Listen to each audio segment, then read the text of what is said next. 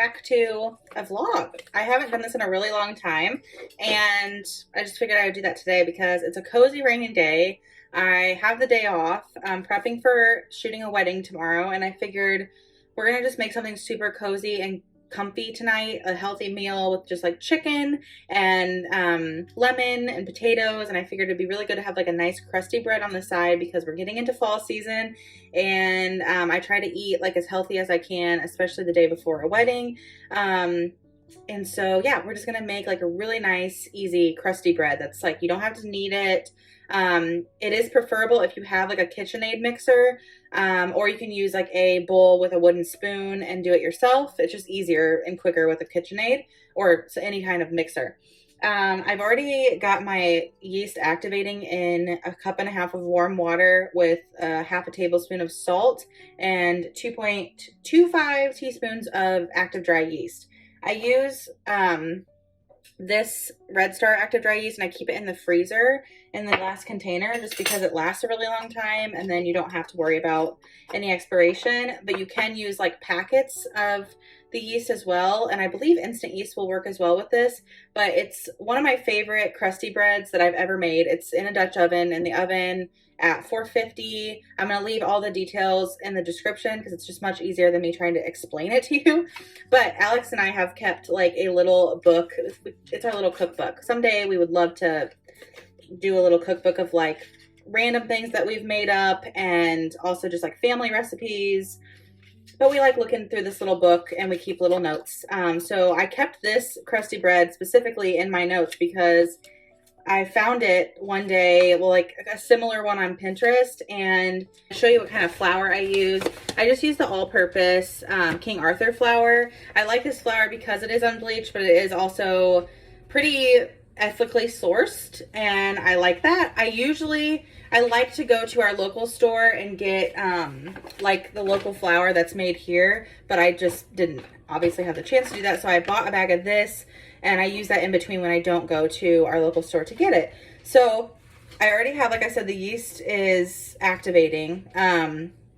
One thing I always say is never make sure that your water is not too hot and too cold, because it can kill your yeast or not activate your yeast. So I always try to have it like right above lukewarm, about like 100 degrees. If you have a little handy dandy, I think I have one over there, like a temperature thing. I can't think of the word, but you can stick it in there and make sure before you put the yeast and everything in there that your water is going to be warm enough. So I have that activating for at least 2 minutes, and then I'm just following along in here. And like I said, I'll post the recipe. So I'm really excited to show you how this turns out. It does need like 2 to 3 hour rise time. So make sure when you are making it that you have enough time for it to rise and then bake for about 40 to 50 minutes. So right now it looks a hot mess, but I have the yeast activating. It's going to start bubbling it up and form like a foamy top in a couple minutes. And then we will add the flour. A little catch up as to what's been going on while I wait for this to activate. I basically took like a huge break. I just started doing YouTube videos, and then I took a huge break because I have just been like struggling really bad with inspiration, but also I do creative work for my job. So doing extra creative work on the side is actually like way harder than I expected to be inspired outside of my job. And then I feel like I went into like this whole season of like pain. I don't know. I went through like a sciatica flare up for like, I think it's been 11 weeks now. I'm on like the tail end of it. I'm really hoping, because it feels a lot better than it did. But I went like 4 or 5 weeks without being able to like really drive, sit up straight, bend, like all the things that I would need to do, where I usually like am hiking and doing things. And I just felt like I was getting to a point where I was getting so good. Like I was able to hike like 4 miles without feeling tired, which that took me a really long time to work up to. I was hiking almost every single day. I was feeling a lot healthier by doing that mentally and physically. And then that happened with my back, and it just felt like it totally knocked me off my feet because I couldn't hike, I couldn't go up hills, I couldn't really walk, and when I did walk, it was just really painful, and yeah, it was really tough. So now I'm getting on the tail end of things where I'm trying to get back into like baking, getting into the fall season, and just like doing things that make me happy. And the things that make me happy are baking, making like jams and breads, and kind of just like homemaking and making the home cozy and just stuff like that. That's like really inspiring me. Everything in the fall time inspires me a lot, like the colors, and I know I'm not alone in that. Harvesting like squash and going to apple orchards and just feeling the warmth of like just all the good foods like soup and bread and just all the good things. So that's what I'm getting into and trying to focus on being inspired by that and just really focusing on like slower living. I'm somebody who lives with like just a lot of chronic anxiety and pain. And so it's hard for me to escape from that. And so things like this, like baking, really help me escape from that. And I just feel joy. Like there are times where I will make 3 different baked goods in a day because I just enjoy being on my feet and baking and learning like new techniques of baking and going off other people's recipes and like switching it around a little bit. So that's where we're at right now. And that's your little ketchup. I think this is foamy enough. We're going to add the flour. Okay. I made a mess. Every time I work with flour, I make a mess. So I have 3 1/4 cup flour in there. Sorry if my dogs bark at all during this because they've been barking and the door is open and this is just what it is, you know? So I'm going to bring down the dough hook and then lock it, and I'm going to mix it just really quickly until it's like sticky. It doesn't need to be kneaded a lot because this is a no knead recipe. So we're going to let it just get kind of all mixed, the flour all mixed in and everything, and then I'll show you what that looks like when we're done. So I'm just letting that incorporate just for probably a minute or so. It'll start getting sticky and pull away from the walls of the bowl. And you can see it's starting to pull away from the walls of the bowl. So I make sure it's all the flour is nice and coated, and I'm just going to touch it and make sure it's nice and sticky. And we're going to unlock this and just let that fall down into the bowl. Take this off, and we're going to cover this for 2 to 3 hours. Okay, we have our dough. So I just removed it from the mixer. It's going to be messy, sticky. It's not going to be like pretty and smooth. I just keep it in the same bowl, and then I damp a like a drying towel or a kitchen towel with warm water just to add some moisture to it to help it rise. It's going to double in size, so it's going to take like 2 to 3 hours depending on how warm your home is. And so I just cover it with the towel. You can do saran wrap. I've done that before too if you don't have like any towels like this. And yeah, that's basically it. You can preheat your oven to like 150 degrees and then turn it off and then stick this in the oven so there's a nice warm environment to help encourage the rise. So you can do that if it's like cold out or cool in your house. So I'll probably do that, and then we'll come back in 2 to 3 hours when it's doubled in size. I'll show you what it looks like and also how to shape it, which is super easy. Yeah, and I'll see you then. I have to show you guys how stinking cute this is. I got this little Amazon like rack. I don't know if it's like a towel rack or what, but it's just a cheaper version of the ones I've seen in like the farmhouse magazines. And they have S-hooks on Amazon as well that I got to match the same color. And I'll have to link it here below. But it's really nice because then you can change in each season like what you hang from there. And I have like some practical stuff like my favorite mugs that I use and then just like some decor. So I really love it. I think it looks so cute in this space. And I had to show you guys. So I'll link that below as well because that's a fun little new addition. But now we wait. You know, we wait for it to rise. We have 2 to 3 hours. I'm going to sip my coffee, even though I've heated this up like 17 times today. I'm going to sip my coffee and probably make some lunch. And I've just really been enjoying like just being at home on my days off and just, I don't know, just having simple days and not wearing makeup and just walking outside and just enjoying the little things. Trying not to be distracted by too many things. And so it's been really nice. And Alex and I both have gotten a lot more into just like finding things in nature that we can utilize.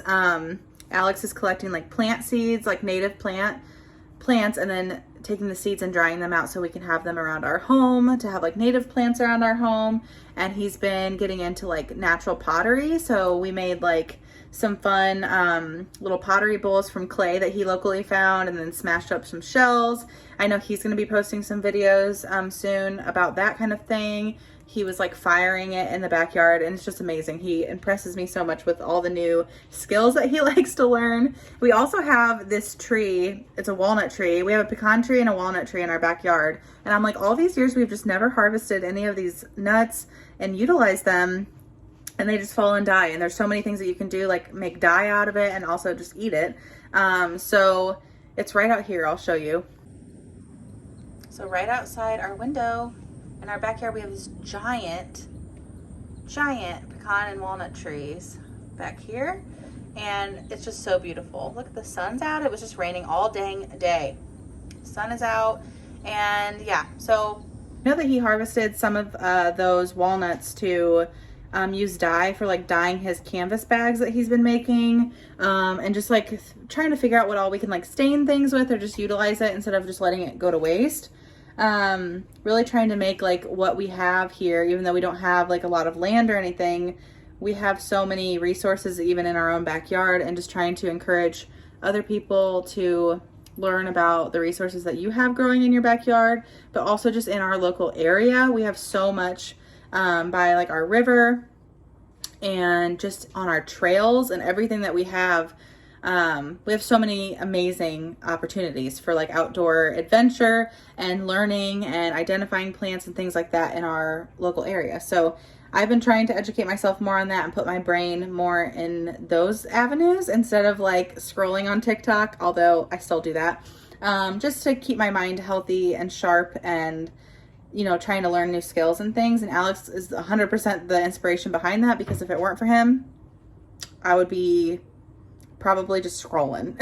You know, he really encourages me to get out of my mind and into skills and things like that. And baking is one of the first things that I kind of did like on my own, and I've always been passionate about, and always been passionate about like cooking and things like that. So I'm really getting into that, and when I'm stressed or really any mood that I'm in, I just love creating like new food or new inspiration for meals.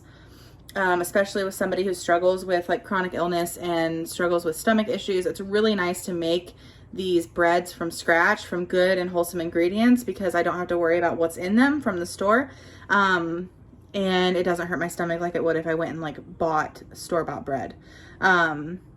So that's another like inspiration as to why I love baking. And like, although baking of course like isn't always the healthiest thing, you can make it with wholesome local ingredients, and it just serves you a lot better than buying something from the store. So it's good to have that skill. And I'm not a professional by any means, so I make mistakes, and I don't like all of my baked goods don't come out great. And it's just a learning process. But this bread that I'm making today is like one of the things I feel like I have mastered. I have done it so many times, I feel like, and it's just my go-to for like any type of bread, for sandwich bread, for croutons, like for drying it out and using it as croutons. I really want to restart my sourdough journey, but I just feel like I haven't had the attention span to put into sourdough yet. I did it in 2020 when it was like really like getting popular, and I feel like I didn't do it justice. So I really would like to get back into that journey again soon. We'll see. And maybe I'll make videos on that as well. But okay, so we've waited 2.5 hours, and I have my Dutch oven, and I just preheated the oven to 450. So I'm going to stick the Dutch oven into the oven before it preheats all the way. So I'll let it preheat with the oven all the way to 450. Once it hits 450, I'm going to let the Dutch oven stay in the oven for an extra 20 minutes with nothing in it, just to get it nice and really, really hot before we put the dough in there. But I'm going to show you the dough once it's risen. So this is the dough after it's risen for 2.5 hours. You could let it go longer, but it doubled in size. So I just checked it at 2.5 hours. And I'm going to take this and put it onto a floured parchment paper surface, so we can then transfer this into the Dutch oven once it's ready. You can use like any type of parchment paper. I like to use like the unbleached organic parchment paper, just so there's no bleach or any toxins going into the bread as it's baking in the oven, since it is such a high heat. This is a really great parchment paper, and I get this at like Hy-Vee or Kroger. They have it really anywhere. You can order it on Amazon or from your local grocery store. So I'm going to take this, and I have a little bit of flour on my hands, and I'm just going to take it away from the sides. And it's really, really sticky and kind of hard to work with, so that's totally normal. We're just going to take it off of the sides like this, and then we're going to stick it to the corner of the parchment paper. And then we'll form it.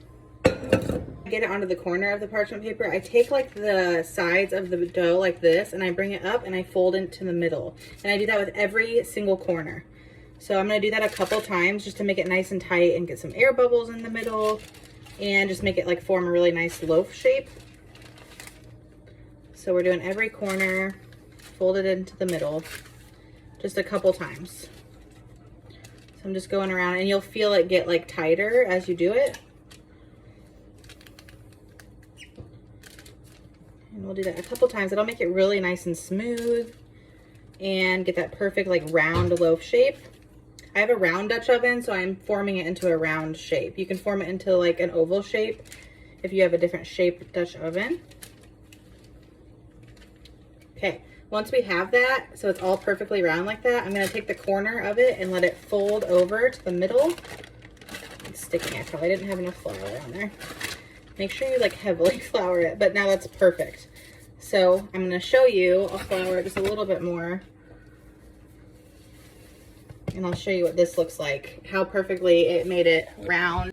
So once I folded that over from the corner, I just went like this, let it plop over, and then I floured it more so it's really nice and easy to work with and doesn't stick. I have really nice floured surface underneath so it doesn't stick, and it's perfectly round. I'm gonna take a really sharp knife or a scorer and just cut this way, just to leave that really nice like crack in the bread as it bakes. You can also just take really sharp scissors if you don't have anything. I just clean these scissors, or just kitchen scissors, and I just snip like a long line there. So it's gonna bake really nice and open in the middle, and you can do little snips on the edge if you just want designs. You can get an actual scorer on Amazon, and I had one and then it rusted out, so I need to get another one. But this will make it look really pretty and kind of crack open. And yeah, we'll come back when we stick it into the Dutch oven. Okay, time to take the preheated Dutch oven out of the oven. And we gotta be very, very careful because it's going to be extremely hot. And I'm gonna take it out and stick it on here. And then we're gonna transfer. Carefully remove the lid too. And then we're gonna transfer the bread that we have here on the parchment paper into the Dutch oven. So it's in there, and I'll show you. Okay, we have the loaf into the Dutch oven. It sat for like 15 minutes on the counter, so it kind of fell with that crack in the middle that I made, but that's okay, it'll still work. And then we're gonna get the lid back on it because we wanna make sure we trap in all the heat in there. So we're gonna put it back into the oven for 35 minutes with the lid on, and then we will take the lid off of it. I'm gonna move the rack to the middle of the oven. And we're gonna take this and just be very, very careful. We have the bread in there. We're gonna stick it back in the oven for 35 minutes, and then we'll be back then to take the lid off and put it back in for another 5 to 10 minutes until it gets like golden brown and crispy. So we'll come back there just to show you kind of what it's going to look like at the 35-minute mark, and then when we put it back in for another 5 to 10 minutes. Okay, this is what it's looking like at the 35-minute mark, and then I took the lid off, and we're gonna let that bake for 5 to 10 more minutes. I would say probably only 5 because it's already getting golden brown. So we're gonna stick that back into the oven for 5 to 10 minutes and just check on it at the 5-minute mark. I'm so excited. Look at this. We're gonna put it on a cooling rack. Very carefully.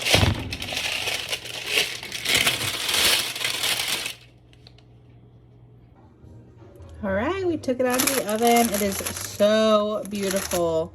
It's like perfectly crusty on the outside, but when you squish in, it's got that really soft inside. So I'll let it cool for like 30 minutes to an hour before I cut into it for dinner. I just timed it just right because I'm putting chicken thighs in the oven for like 40 minutes. So this will be perfect and cooled when we're done and ready to eat it. And then I will come back and show you it with like cut open and with the meal and everything just to give the full effect. But she's beautiful and this was super easy. I hope that you get to try to make it at home. Hopefully that inspires you to bake something or to make something tonight, whether that be food or bread. But hopefully this inspires you to try this recipe. I will put also where I got the recipe because I got it off of Pinterest. It's not my own recipe. Most breads, you're gonna use flour, yeast, salt, water, or like a sugar, something to activate the yeast.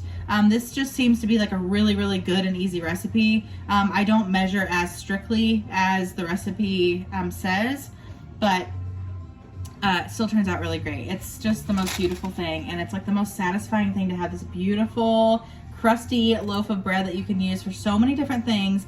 And then when it gets stale after a couple days, or if you don't freeze it, you can make delicious like Italian croutons and utilize the rest of the bread that you didn't use. So yeah, hopefully this inspires you to just do something in your kitchen or something that kind of keeps your mind busy in a healthy way and learning a new skill. I love doing these things with you guys. And so I really want to share more of like the simple videos on YouTube instead of thinking too much into it, because I bake like literally every day. So I've missed so many great opportunities of baking like pita bread and ciabatta and focaccia and baking like just simple chocolate chip cookies and just things like that, because I know not everybody has access to like family recipes or easy recipes or things that seem doable. So hopefully you feel good and inspired after this, and I'll see you guys next time. Like I said, I'll insert a clip of the finished dinner just so you can have a little inspiration dinner even, and see the bread cut open and everything. So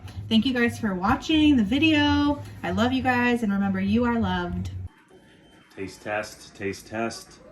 Look at this beautiful... We already did a taste test. Well, I couldn't help myself, but look at this beautiful masterpiece. Doesn't crumble on your hands. Check this out.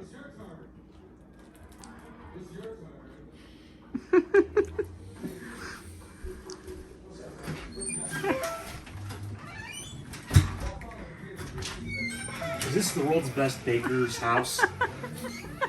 Out of bounds.